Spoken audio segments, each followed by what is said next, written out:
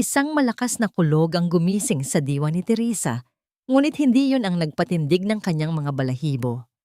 Kasabay ng marahas na pagpatak ng ulan sa bintana ng kanyang maliit na silid, may narinig siyang isang mahinang hikbi.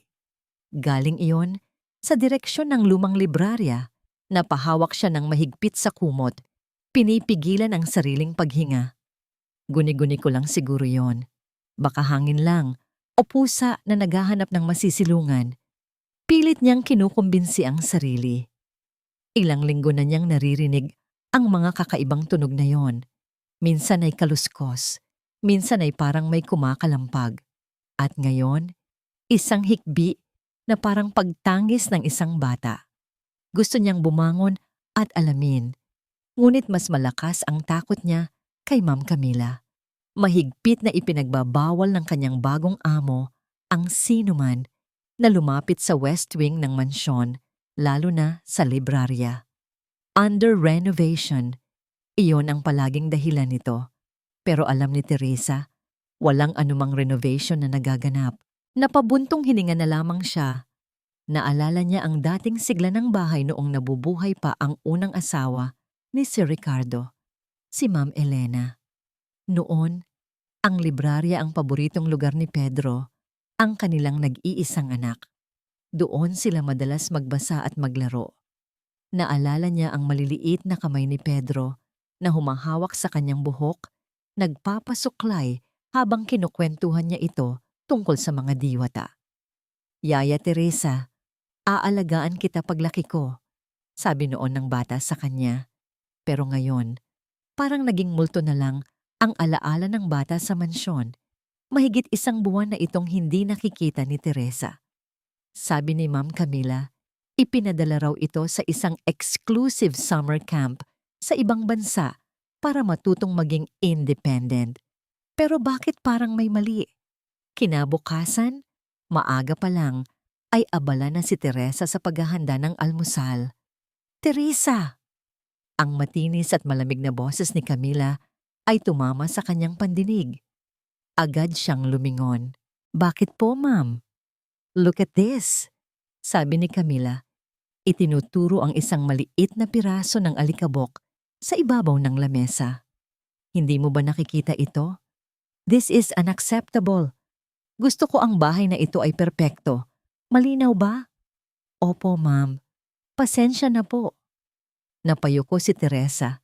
Naramdaman niya ang unti-unting pag-init ng kanyang mga pisngi.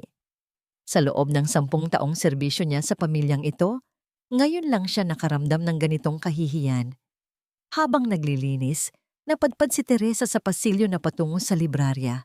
Tahimik ang buong paligid.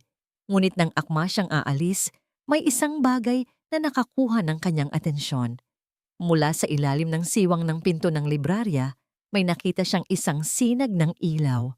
Kumislap ito ng 2 beses, pagkatapos ay biglang nawala. Hindi iyon ilaw ng kandila o bombilya. Iyon ay parang ilaw mula sa isang flashlight na pinapatay sindi. Naramdaman ni Teresa ang panlalamig ng kanyang mga kamay. Hindi siya pwedeng magkamali. May tao sa loob. Kinagabihan, hindi na mapakali si Teresa.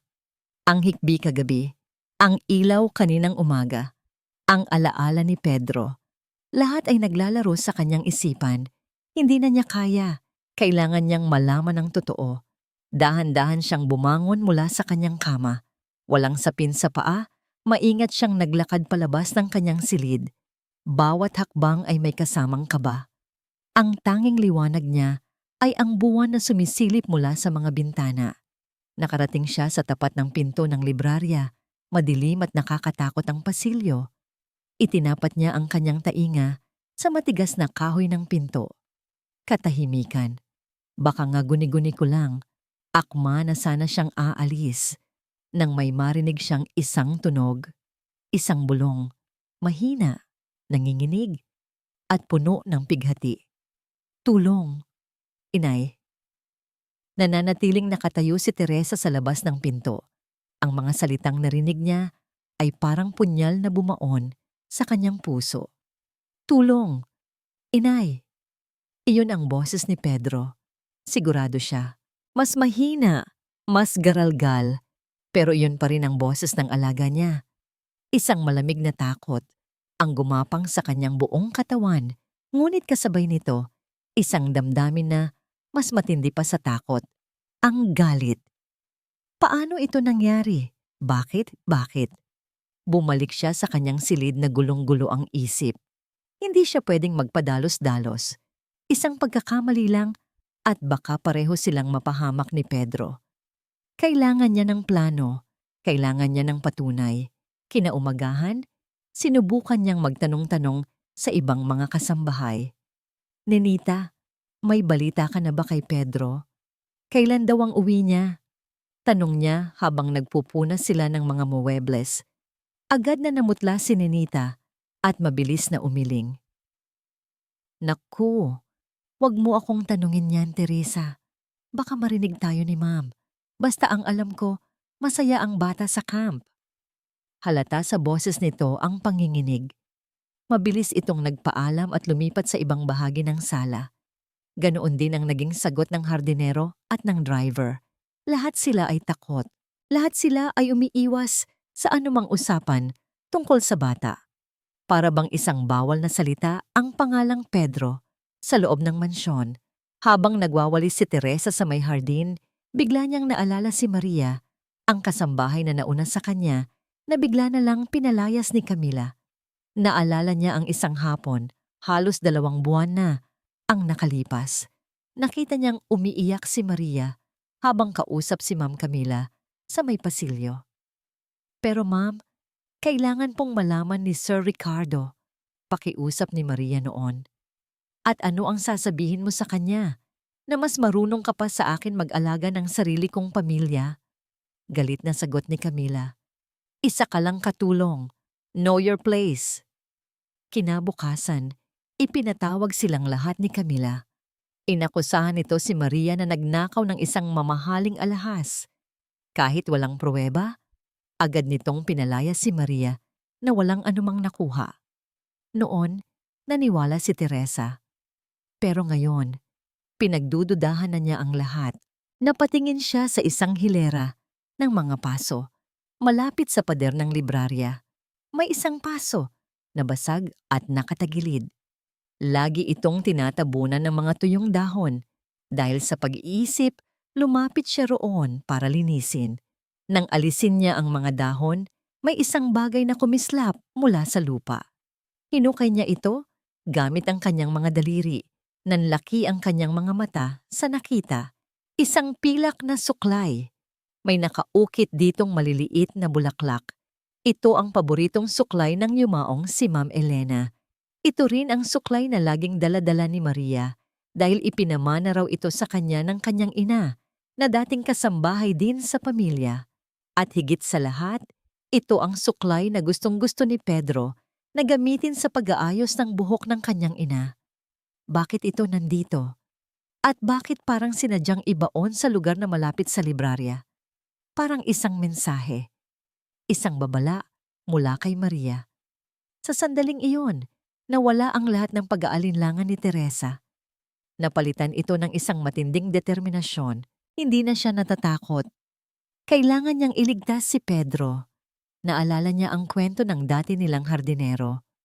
May mga lumang susi na nakatago sa isang maliit na kahon sa likod ng lumang bodega. Para raw iyon sa mga emergency. Nagdahilan siyang kukuha ng mga gamit sa paglilinis at patakbong tinungo ang bodega.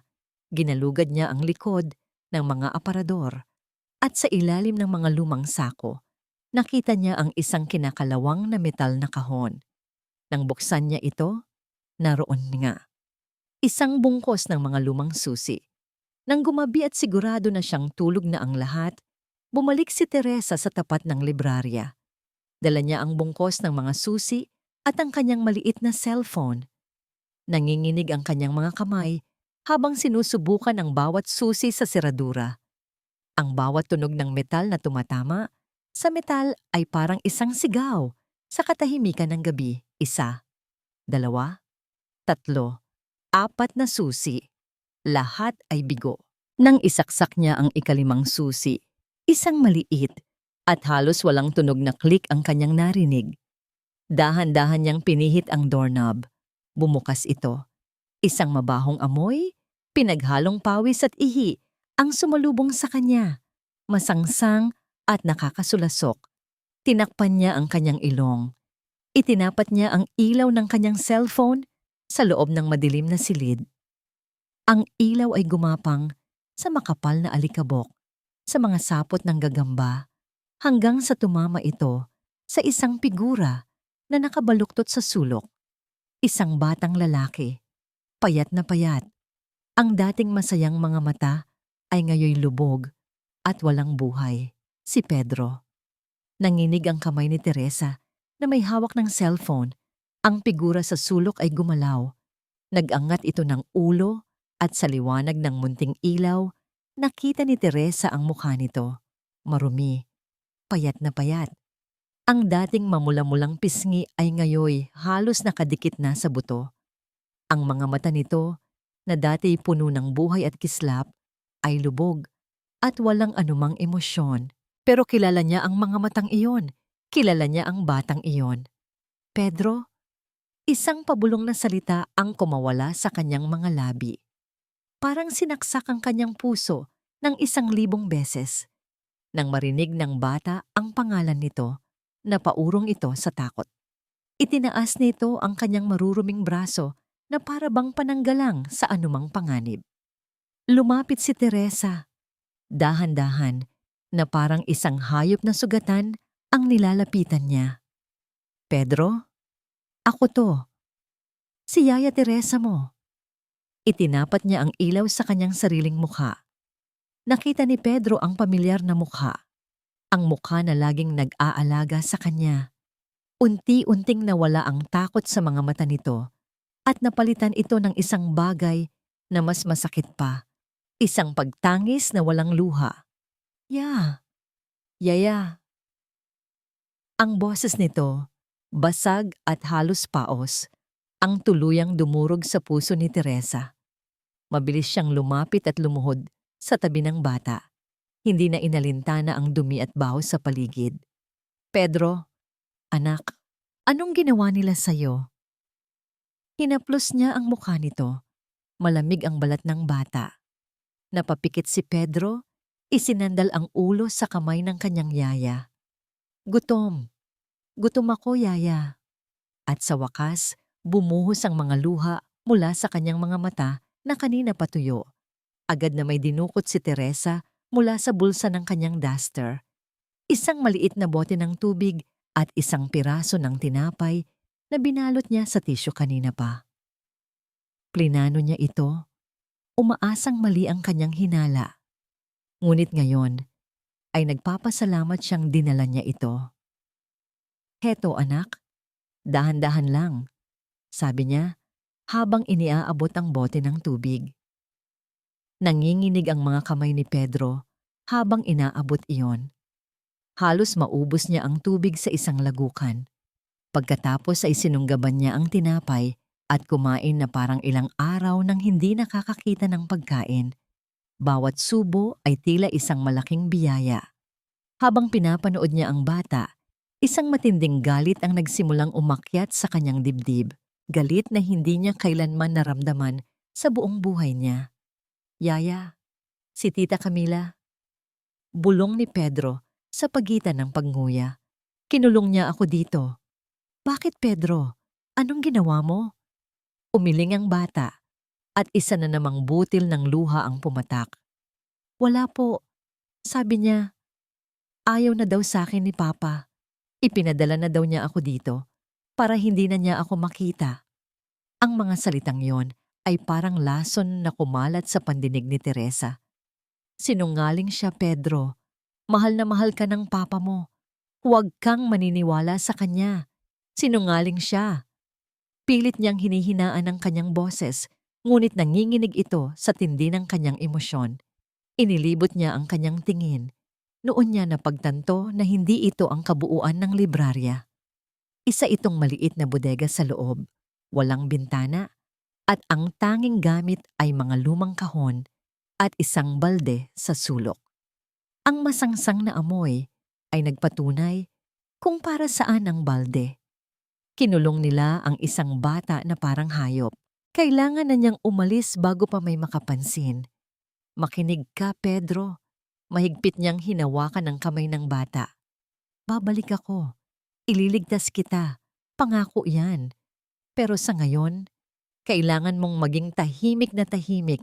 Huwag kang gagawa ng kahit anong ingay.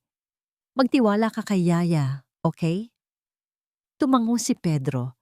Ang mga matay may bahid na ng kaunting pag-asa. Masakit sa kalooban ni Teresa na iwan siyang muli sa madilim na lugar na yon. Ngunit kailangan. Iniwan niya ang natitirang tinapay at isa pang maliit na boteng tubig. Babalik ako. Huling bulong niya. Lumabas siya ng bodega. Dahan-dahang isinara ang pinto at muling ikinabit ang kandado. Ang tunog ng paglock nito ay parang paglock din ng kanyang puso. Huminga siya ng malalim. Pinunasan ang kanyang mga luha. Inayos ang sarili. Kailangan niyang maging normal. Nagsimula siyang maglakad palayo sa pasilyo. Ang bawat hakbang ay mabigat. Akala niya ay ligtas na siya. Ngunit nang lingunin niya ang dulo ng pasilyo, halos mapatili siya. Nakatayo roon si Camila, nakasandal sa pader, nakahalukip-kip. Ang mukha nito ay hindi gaanong makita sa dilim, ngunit sapat na ang tindig nito para maghatid ng yelo sa buong katawan ni Teresa. At nagsalita ito, ang boses ay kalmado, ngunit puno ng panganib. Bakit ka nanggaling dyan, Teresa? Akala ko ba malinaw ang utos ko? Nangatog ang mga tuhod ni Teresa. Ang bawat tibok ng kanyang puso ay umalingaw-ngaw sa kanyang tainga. Ang kalmadong boses ni Camila ay mas nakakatakot pa kaysa sa isang sigaw. Kailangan niyang mag-isip. Mabilis. Ma'am. Pilit niyang ginawang normal ang kanyang boses kahit na nanginginig ito. May narinig po kasi akong parang daga. Malaki po, kumakaluskos. Naisip ko lang pong silipin at baka manira ng mga lumang libro. Isang kasinungalingan. Pero iyon lang ang tanging dahilan na pumasok sa kanyang isip. Tumahimik si Camila ng ilang sandali. Dahan-dahan itong humakbang palapit. Ang mga takong ng tsinelas nito ay lumilikha ng nakakakabang tunog sa sahig. Daga? Ulit nito, may halong pang-uuyam sa boses. Sa dinami-rami ng lugar, Teresa, sa ipinagbabawal kong librarya pa talaga, nagpunta ang daga mo. Hindi nakatingin ng diretso si Teresa. Pasensya na po, ma'am. Hindi na po mauulit. Dapat lang, sabi ni Camila. Ang boses ay matalim na parang patalim. Dahil sa susunod na mahuli kitang lumabag sa utos ko, baka hindi lang daga ang mawala sa pamamahay na ito. Isang malinaw na pagbabanta. Tumango na lang si Teresa at mabilis na naglakad paalis. Nararamdaman pa rin niya ang mga mata ni Camila na nakatitig sa kanyang likuran. Mula ng gabing iyon, nagsimula ang isang larong taguan na hindi niya ginusto. Naging anino ni Teresa si Camila. Kung nasaan siya, laging biglang susulpot ito. Kung naglilinis siya sa kusina, bigla itong papasok para kumuha ng tubig. Kung nagwawalis siya sa hardin, bigla itong dudungaw sa bintana. Alam ni Teresa na pinagmamasdan siya. Alam niyang naghihintay lang ng isang pagkakamali si Camila. Pero hindi siya pwedeng sumuko. Sa tuwing naiisip niya ang kalagayan ni Pedro, ang gutom at takot sa mga mata nito, nawawala ang sarili niyang kaba at napapalitan ito ng tapang. Kailangan niyang makahanap ng paraan para makapaghatid ng pagkain. Isang hapon, habang naglilinis siya ng hardin, isang ideya ang pumasok sa kanyang isip. Kinuha niya ang maliit na basurahan na ginagamit niya sa pag-iipon ng mga tuyong dahon. Sa ilalim nito, maingat niyang inilagay ang isang maliit na supot. Ang basurahan na dapat ay puno ng alikabok ay may itinatagong baon, kanin at pritong isda na binalot sa dahon ng saging at isang botelya ng tubig. Dala-dala ang basurahan, kunwari naglilinis siya papunta sa likod bahay, dumaan siya sa pasilyo ng librarya. Puso niya ay halos lumabas sa kanyang dibdib. Sa isang mabilis na sulyap, nang makita niyang walang tao, binuksan niya ang pinto gamit ang susi, ipinasok ang supot, at muling isinara ito sa loob lamang ng ilang segundo. Nagtagumpay siya. Sa gabi, nang matiyak niyang mahimbing na ang tulog ni Camila, muli siyang pumasok sa librarya. Nakita niya si Pedro, masigla na ng kaunti. "Yaya, salamat sa pagkain," bulong nito. "Kumain ka lang anak, palalakasin kita," sagot ni Teresa habang sinusuklayan ang buhok nitong buhol-buhol gamit ang kanyang mga daliri. "Pedro, may itatanong ako. Bukod sa ginawa niya sa'yo, may mga napapansin ka pa bang kakaiba kay Tita Camila mo?" Tumigil sa pagkain si Pedro. "Lagi siyang may kausap sa cellphone, Yaya. Dito niya ako dinala nung una. Akala niya tulog ako. Mga lalaking nakakatakot daw kausap niya. Laging tungkol sa pera." Pera. Kaya pala, nang sumunod na araw, isang bitag ang inihanda ni Camila. Iniwan nito ang mamahalin nitong pitaka sa ibabaw ng lamesa sa sala. Nakabukas ito ng kaunti. Kitang-kita ang makakapal na libuhing piso. Pagkatapos ay umalis ito, nagdahilang may pupuntahan. Nakita yon ni Teresa. Alam niyang sinusubukan siya. Alam niyang kung kukunin niya iyon, magkakaroon ng dahilan si Camila para palayasin siya at tuluyan ng isara ang sikreto ng librarya. Kinuha niya ang pitaka, nagtungo sa kwarto ni Camila at maingat na inilagay iyon sa ibabaw ng kama nito. Pagbalik ni Camila, wala itong imik. Ngunit nakita ni Teresa ang pagkadismaya sa mga mata nito. Muli, nakalusot siya. Pero alam ni Teresa na hindi ito magtatagal. Nauubusan na ng pasensya si Camila. At isang gabi, tinipon silang lahat na kasambahay sa sala. Dahil sa mga insidente ng daga... Sabi ni Camila, may diin sa huling salita habang nakatingin ng diretso kay Teresa. At para na rin sa seguridad ng pamamahay na ito, nagpa siya akong kumuha ng isang bagong security guard. Ikinumpas niya ang kanyang kamay patungo sa pinto. Mula sa dilim ng gabi, isang lalaki ang pumasok. Malaki ang katawan nito, may peklat sa kaliwang pisngi, at ang mga mata nito ay malamig at walang kabuhay-buhay. Naghatid ito ng takot na hindi maipaliwanag. Naramdaman ni Teresa ang panlalamig ng kanyang buong katawan. Hindi ito isang ordinaryong security guard. Ito ay isang bantay. Isang bantay para sa sikreto ni Camila. Isang bantay para kay Pedro. Gabi, nakaupo si Camila sa kanyang opisina, hawak ang isang kopita ng mamahaling alak. Ngunit hindi nito maalis ang lamig na gumagapang sa kanyang mga buto. Ang pagdating ni Hector ay hindi isang solusyon. Ito ay isang paalala. Isang paalala na nauubos na ang kanyang oras. Bumukas ang pinto nang walang katok. Pumasok si Hector. Ang amoy ng sigarilyo ay kumapit sa damit nito. "Hindi ka ba marunong kumatok?" sita ni Camila. Pilit na ipinapakita ang kanyang awtoridad. Ngumisi lang si Hector. "Hindi na kailangan ng formalidad, Camila. Pinapasahod mo ako, pero hindi ikaw ang boss ko." Umupo ito sa silyang nasa tapat niya na parang pag-aari nito ang lugar. Nagtatanong na si boss, kailan daw ba matatapos ang problema? Nanginig ang kamay ni Camila. "Bigyan niyo pa ako ng oras. Mahirap ang sitwasyon." "Mahirap?" Tumawa si Hector, isang tawang walang kagalakan. "Ang hirap ay kapag nalaman ng asawa mo na nalubog ka sa utang dahil sa kasisugal mo. Ang hirap ay kapag sinabi ni boss na tapos na ang palugit mo. Ang batang iyan." Tumuro ito sa direksyon ng librarya. "Ang piyansa mo. Siguraduhin mong magiging sayo ang mana niya. Kung hindi, alam mo na ang mangyayari. Ang pagbabanta ay malinaw. Hindi lang pera ang mawawala sa kanya. Baka pati ang kanyang buhay. Umalis ka na." Utos niya. Ang boses ay halos pabulong na. Tumayo si Hector at naglakad palabas. Ngunit bago ito tuluyang lumabas, huminto ito at lumingon. "Isang linggo, Camila. Iyan na lang ang natitira sa'yo."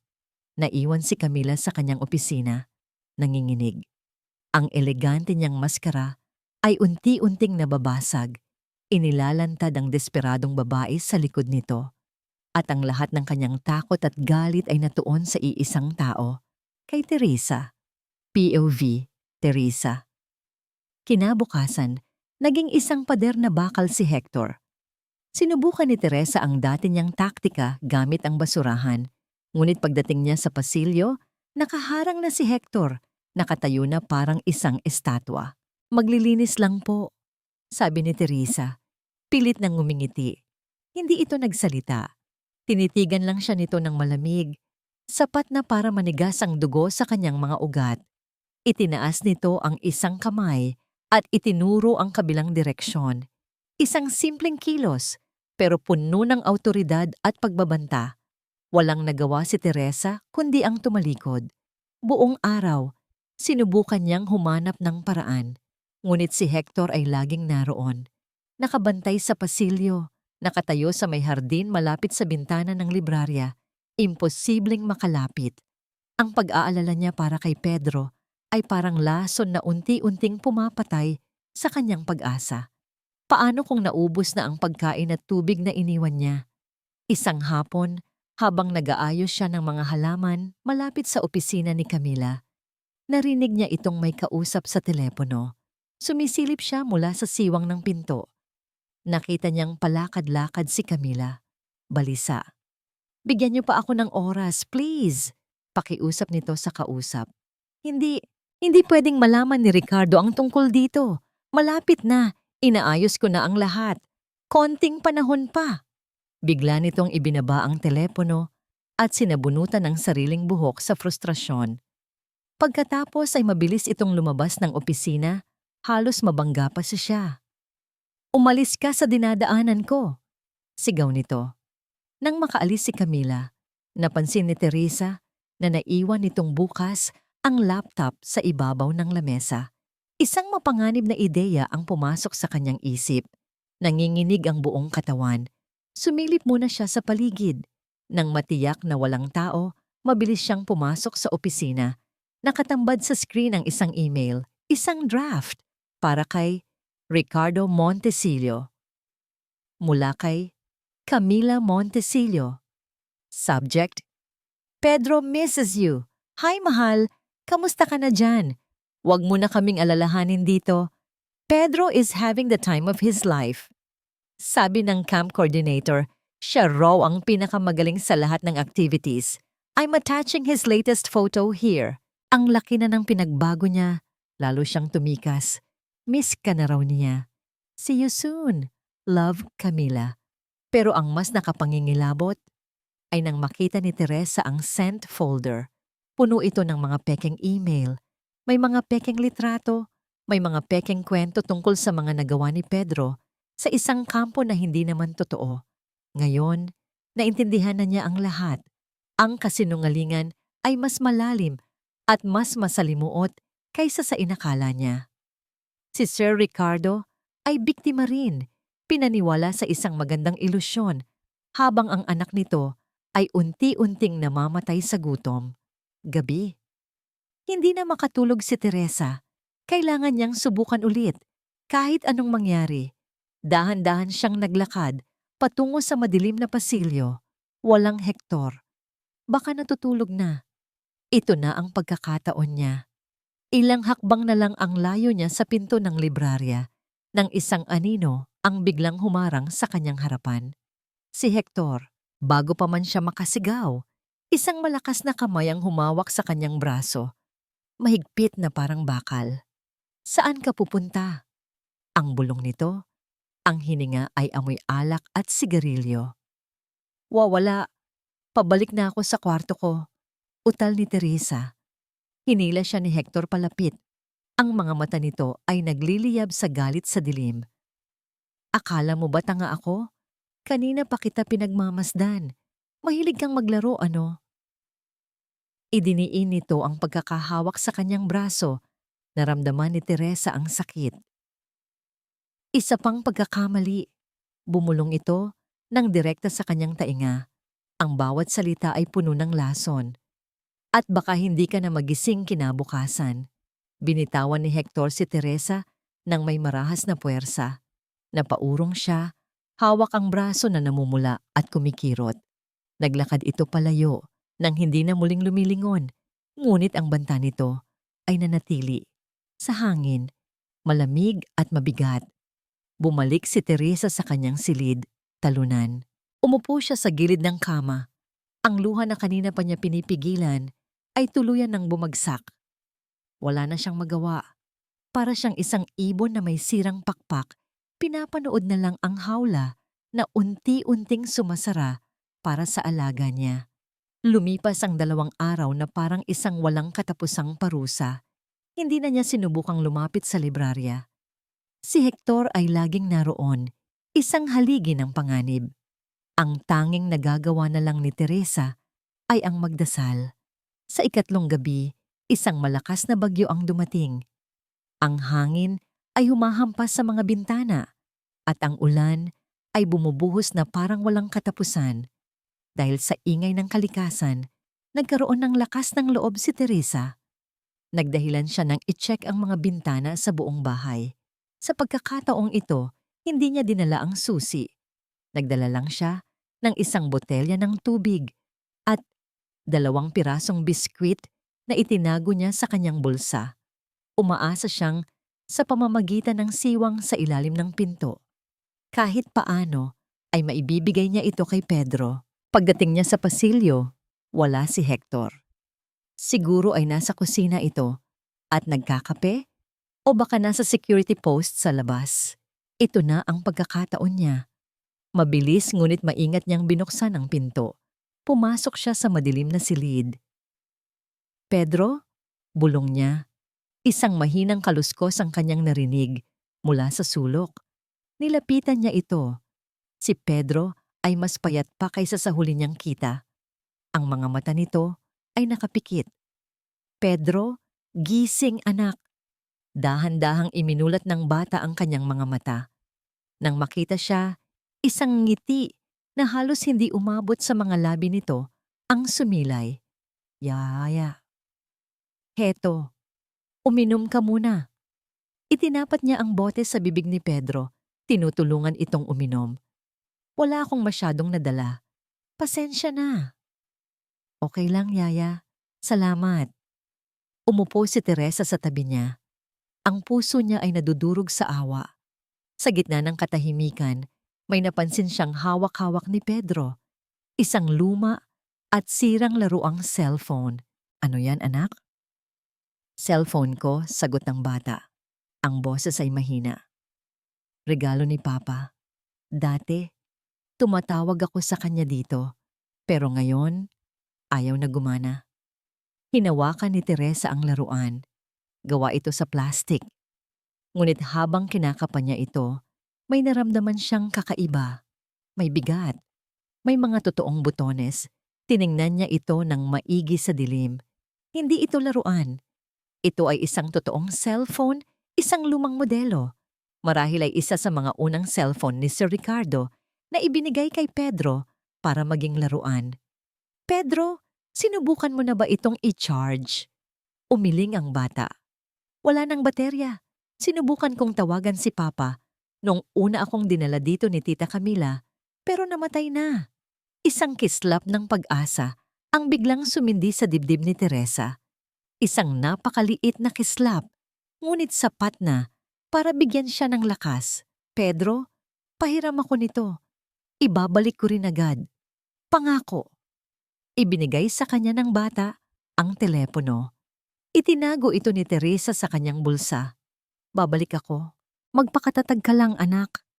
Nang gabing iyon, hindi mapakali si Teresa sa kanyang kwarto. Ang hawak niyang cellphone ay parang isang sagradong bagay. Ito ang kanilang huling baraha. Pero paano niya ito i-charge? Halos lahat ng charger ngayon ay iba na. Naalala niya ang bodega, ang kahon ng mga lumang gamit. Kinabukasan, nagdahilan siyang maglilinis ng bodega. Ginalugad niya ang bawat kahon. Sa ilalim ng mga lumang damit at sirang gamit, nakita niya ang hinahanap niya.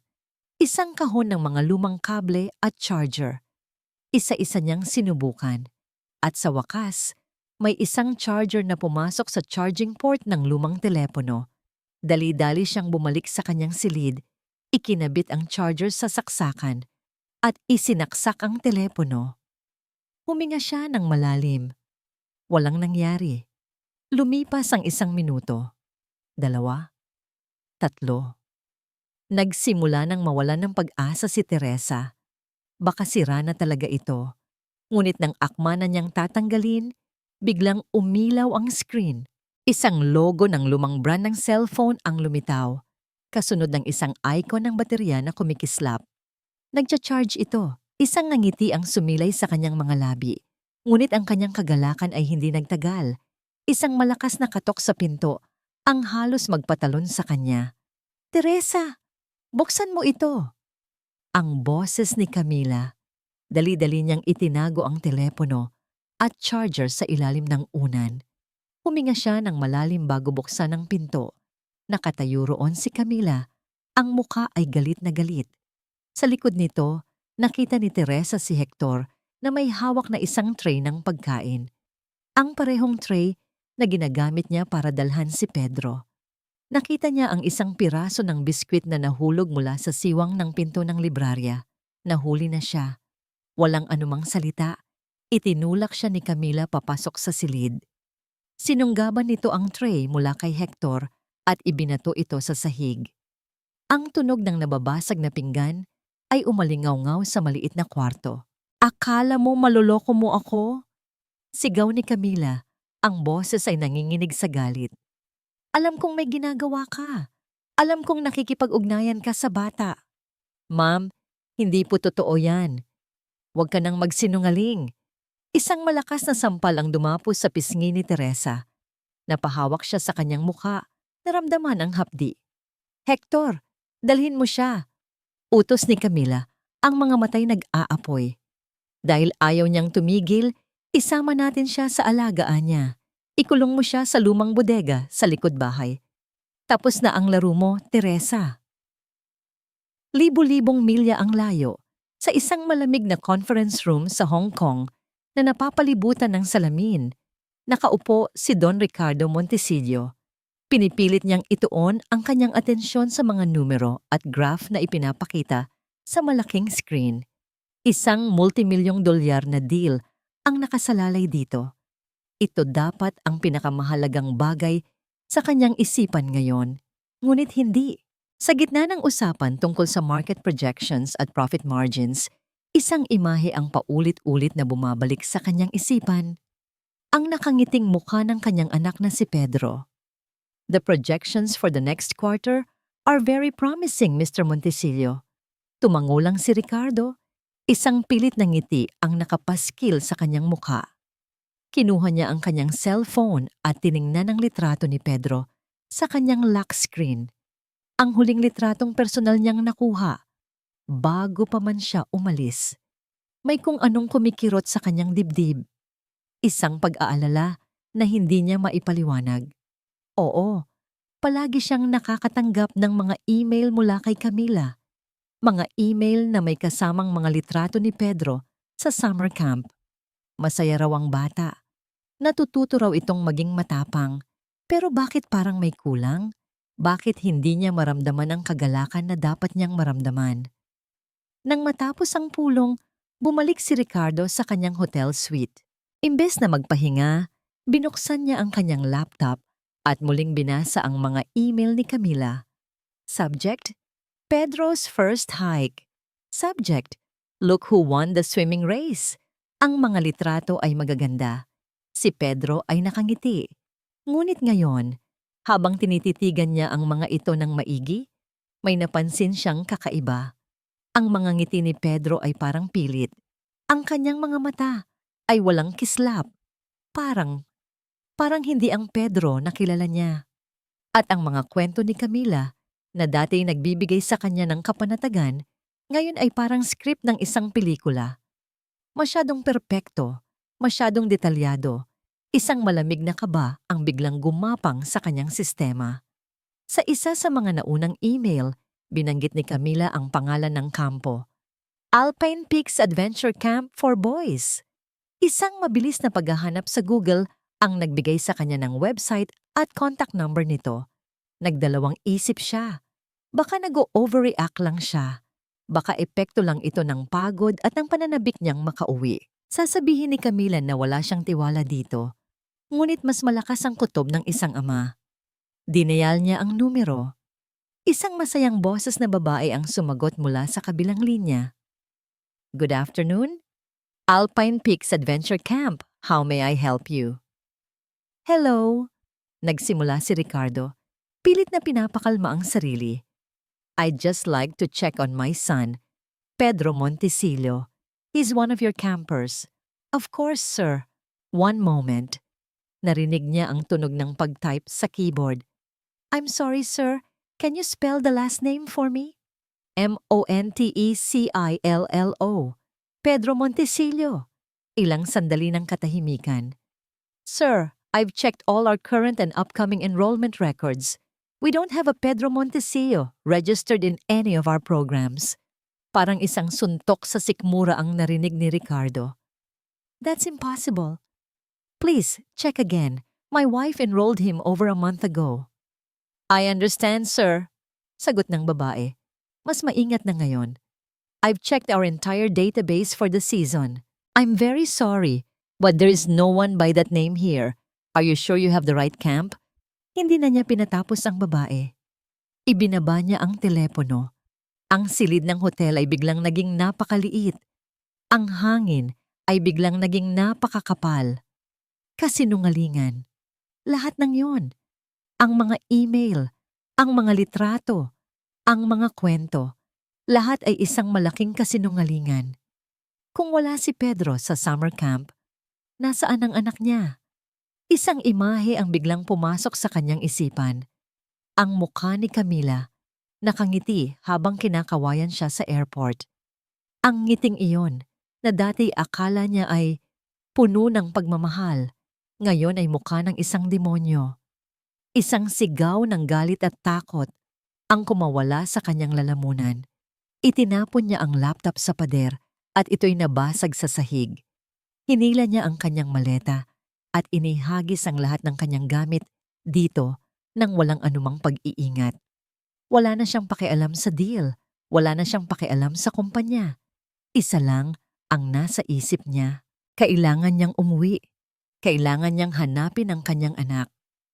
Habang nasa taxi papuntang airport, nanginginig ang kanyang mga kamay habang binubuksan ang airline app sa kanyang telepono. Hindi na siya nag-abala pang tumawag sa kanyang sekretarya. Siya mismo ang nag-book ng pinakaunang flight pabalik ng Pilipinas. Nang makumpirma ang kanyang flight, isinandal niya ang kanyang ulo sa bintana ng taxi. Ang nagkikislapang mga ilaw ng Hong Kong ay lumabo sa kanyang paningin. Isang malamig at nakakakilabot na pangako ang nabuo sa kanyang isipan. Camila, bulong niya sa kawalan. Kung may nangyaring masama sa anak ko, manalangin ka na. Ang lumang bodega ay masikip at amoy alikabok at lumang kahoy. Isang maliit na bumbilya sa labas ng pinto na may rehas ang nag-iisang nagbibigay ng kaunting liwanag. Dito ikinulong ni Hector si Teresa. Sa bawat hagupit ng hangin at ulan sa labas, lalong lumalamig sa loob. Ngunit hindi ang sarili niyang kalagayan ang inaalala ni Teresa. Si Pedro, mag-isa na naman ang bata, gutom. At ngayon, nawalan na rin ng pag-asa dahil alam nitong nahuli na ang nag-iisa niyang kakampi. Kasalanan ko to. Naging pabaya ako. Ngunit ang pagsisisi ay hindi makakatulong sa kanila. Kailangan niyang makalabas. Ngayon na, naalala niya ang kwento ng lola niya. Ang lola niya ay may matinding hika. Naalala niya kung paano ito hirap na hirap huminga. Ang tunog ng bawat paghinga na parang may pumipiga sa dibdib. Isang desperadong plano ang nabuo sa kanyang isipan. Isang mapanganib na sugal. Sumandal siya sa pinto at nagsimulang umubo. Mahina sa simula, pagkatapos ay palakas ng palakas. Ginaya niya ang tunog ng hika ng kanyang lola. Tuloong. Inumpisahan niyang daing. Hindi ako makahinga. Sinadya niyang magpagulong-gulong sa maruming sahig, lumilikha ng kalabog. Tu, tulong, ang gamot ko. Ilang minuto ang lumipas, walang sumasagot. Nawawalan na siya ng pag-asa nang marinig niya ang mga yabag. Teresa, anong nangyayari sa'yo? Boses ni Nenita, ang kasambahay na kanina pa takot na takot. Nita, hika, hindi ako makahinga. Pilit niyang ginawang kapanipaniwala ang bawat salita, ang bawat paghinto, para huminga. Diyos ko, Teresa, anong gagawin ko? Ayaw ni Ma'am na buksan ang pinto. Kukunin niya ang konsensya mo. Kapag namatay, ako dito. Ito na ang kanyang huling baraha. Ang pag-atake sa konsensya ng kapwa niya katulong. Narinig niya ang pag-aalangan sa labas. Ngunit pagkatapos ng ilang sandali, narinig niya ang tunog ng susi na ipinapasok sa seradura. Nang bumukas ang pinto, hindi na nagsayang ng oras si Teresa. Imbes na magkunwaring nanghihina, bigla siyang tumayo at tumakbo. Teresa, saan ka pupunta? Gulat na tanong ni Nenita. Hindi siya lumingon. Ang tanging nasa isip niya ay ang kusina. Pagdating niya roon, binuksan niya ang cabinet ng mga gamot. Alam niya kung saan nakatago ang mga gamot ni Camila. Ang mga sleeping pills na iniinom nito kapag stressed daw ito. Kumuha siya ng 3 tableta. Dinurog ang mga ito gamit ang likod ng kutsara hanggang sa maging pinong pulbos. Pagkatapos, nagtimpla siya ng 1 tasa ng mainit na kape. Itim at matapang. Ang klase ng kape na alam niyang gusto ni Hector. Maingat niyang inihalo ang pulbos sa mainit na likido hanggang sa matunaw itong lahat. Ang kanyang mga kamay ay nanginginig, ngunit ang kanyang mga mata ay determinadong determinado. Dala ang tasa ng kape, nilapitan niya ang security post sa likod ng bahay kung saan nagbabantay si Hector. Nakaupo ito roon, nakatingin sa buhos ng ulan. Hector! Tawag niya. Lumingon ito. Nagulat at nagalit nang makita siya. Anong ginagawa mo dito? Paano ka? Itinaas ni Teresa ang kanyang kamay, hawak ang tasa. Pasensya na sa inasal ko kanina, sabi niya. Pilit na pinapakalma ang kanyang boses. Gusto lang ni Ma'am na bigyan kayo ng mainit na kape para sa pagbabantay niyo sa gitna ng bagyo. Tinitigan siya ni Hector ng may pagdududa. Ang mapanuring mga mata nito ay parang sinusuri ang bawat galaw niya. Tinitigan muna niya ang tasa. Pagkatapos ay ang mukha ni Teresa. Isang nakakabinging katahimikan ang namagitan sa kanila. Tanging ang tunog lang ng ulan ang maririnig. Sa wakas, kinuha nito ang tasa mula sa kanyang kamay. Sabihin mo sa amo mo, salamat. Umupo si Hector at humigop sa kape. Hindi umalis si Teresa. Nanatili siyang nakatayo roon, pinapanood ito. Ano pang tinitingin-tingin mo dyan? Inis na tanong ni Hector. Wala. Sinisigurado ko lang na nagustuhan mo ang timpla ko. Humigop muli si Hector. Pagkatapos ng ilang sandali, napansin ni Teresa ang unti-unting pagbabago. Ang kaninang alerto nitong mga mata ay nagsimulang bumigat. Ipinikit nito iyon. Pagkatapos ay iminulat muli. Humikab ito. Inaantok yata ako bigla. Bulong nito. Sinubukan nitong tumayo, ngunit nanghina ang kanyang mga tuhod. Napahawak ito sa lamesa para suportahan ang sarili. Ang kanyang ulo ay nagsimulang tumungo-tungo. Pagkatapos, isang malakas na kalabog. Nabuwal si Hector sa sahig, walang malay. Hindi na nagsayang ng oras si Teresa. Mabilis niyang kinuha ang bungkos ng mga susi na nakasabit sa sinturon nito. Kabilang doon ang susi ng librarya. Mahigpit na hawak ang mga susi. Tumakbo siya. Tumakbo siya na parang ang buhay niya at ni Pedro ay nakasalalay dito. Papunta sa pasilyo. Papunta sa librarya. Malapit na siya. Abot kamay na niya ang pinto. Ngunit sa kalagitnaan ng pasilyo, narinig niya ito. Ang pamilyar na tunog ng mga tsinelas na humahakbang sa sahig. Papalapit. Galing sa direksyon ng kwarto ni Camila. Ang tunog ng mga tsinelas ni Camila ay parang martilyo na pumupukpok sa dibdib ni Teresa. Wala na siyang oras, hindi na siya pwedeng umatras. Sa huling pagsabog ng lakas, tumakbo siya patungo sa pinto ng librarya. Nanginginig ang kanyang mga kamay habang sinasalpak ang tamang susi. 1, 2. Sa pangatlong susi, naririnig niya ang click. Pinihit niya ang doorknob kasabay ng pagsigaw ni Camila mula sa likuran niya. Teresa, anong ginagawa mo? Hindi niya ito pinansin. Pumasok siya sa madilim na silid, dumiretso sa bodega at binuksan ang kandado. Pedro! Nakatayo roon si Camila. Ang muka ay nagliliyab sa galit. Ang buhok ay bahagyang magulo. Mukha itong isang halimaw na nagising sa pagkakatulog. Sa likod ni Teresa, si Pedro ay lumabas mula sa bodega. Kumakapit sa kanyang duster, takot na takot. Hayop ka! Bumulong si Camila. Ang bawat salita ay may kasamang lason. Pagkatapos ng lahat ng ginawa ko para sa'yo, para sa pamilyang ito, ganito ang isusukli mo sa akin? Sisirain mo ang lahat? Hindi ako ang sumira nito. Matapang na sagot ni Teresa, inilalagay si Pedro sa kanyang likuran. Ikaw. Isang tawang nakakakilabot ang kumawala kay Camila. Ako? Nagbigay lang ako ng leksyon sa isang batang walang utang na loob. At ikaw, isang hamak na katulong, anong karapatan mong manghimasok? Sumugod si Camila. Hinablot nito ang buhok ni Teresa at marahas na hinila. Napasigaw si Teresa sa sakit. Nagpumiglas siya. Sa gitna ng kanilang paglalabanan, narinig nila ang isang dagundong. Isang malakas na kalabog mula sa pangunahing pinto ng mansyon na parang sinipa ito para bumukas. Kasunod nito ang mga sigaw at mga yabag na papalapit.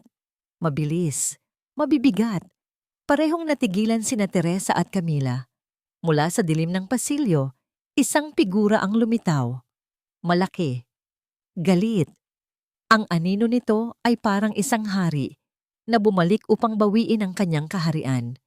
Nang tumama ang liwanag mula sa bintana, sa mukha nito, nanigas si Camila. Si Don Ricardo. POV, Don Ricardo.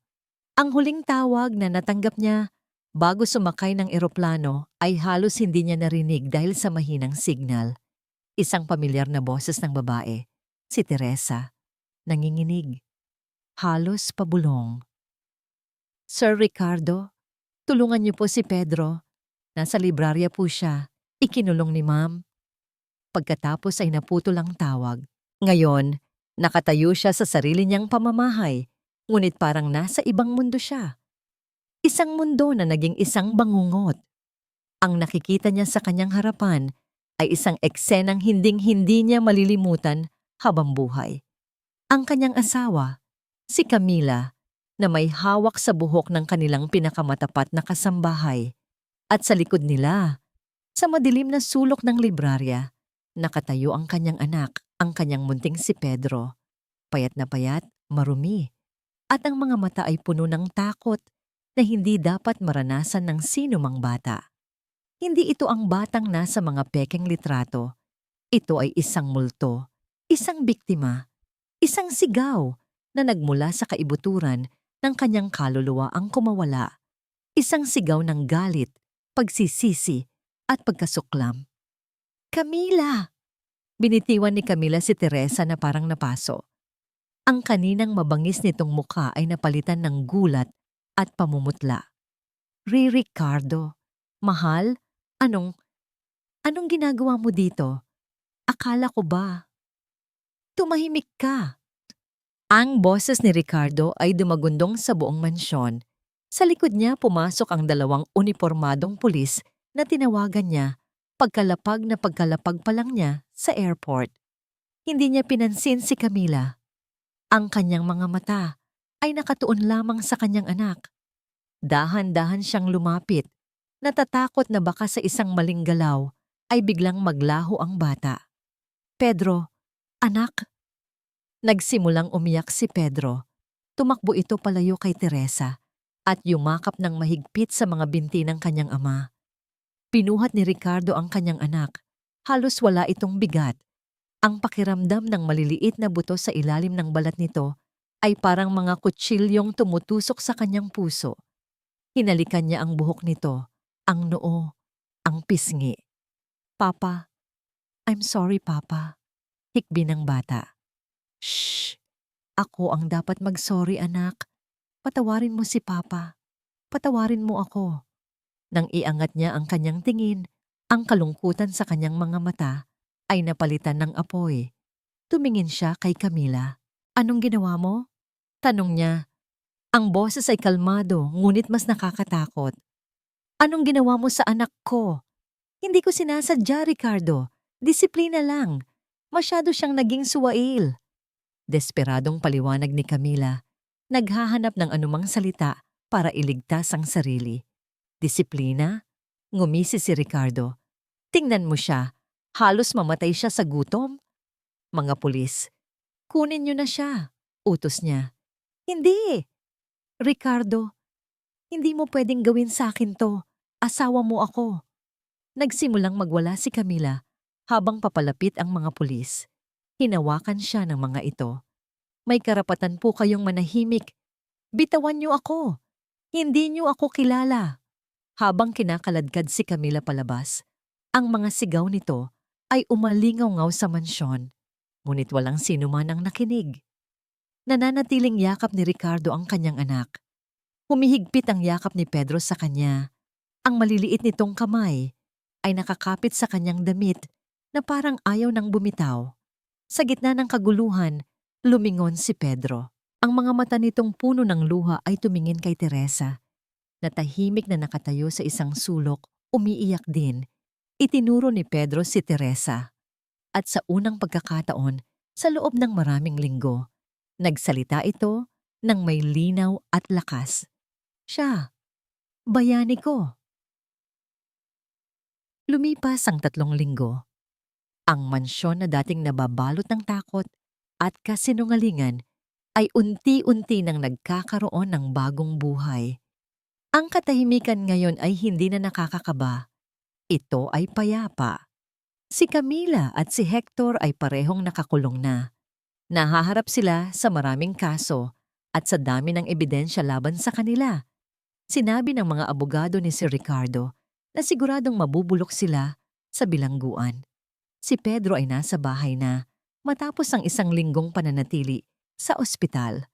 Mabilis na bumabalik ang kanyang lakas. Ang dating maputla niyang mga pisngi ay nagsisimula nang magkaroon muli ng kulay. Ang dating blangkong mga mata ay mayroon ng kislap, lalo na kapag si Teresa o ang kanyang ama ang nasa paligid. Isang hapon, nakaupo si Teresa sa may hardin. Pinapanood si Pedro na sinusubukang habulin ng isang paru-paro. May mga pagkakataon pa ring natutulala ito o biglang natatakot sa malalakas na tunog. Ngunit sabi ng doktor, bahagi iyon ng kanyang paggaling. Ang mahalaga, ang bata ay nagsisimula ng maging bata muli. "Teresa." Lumingon siya. Nakatayo sa likod niya si Sir Ricardo.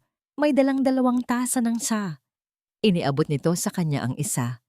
"Salamat po, sir." Umupo ito sa silyang katabi niya.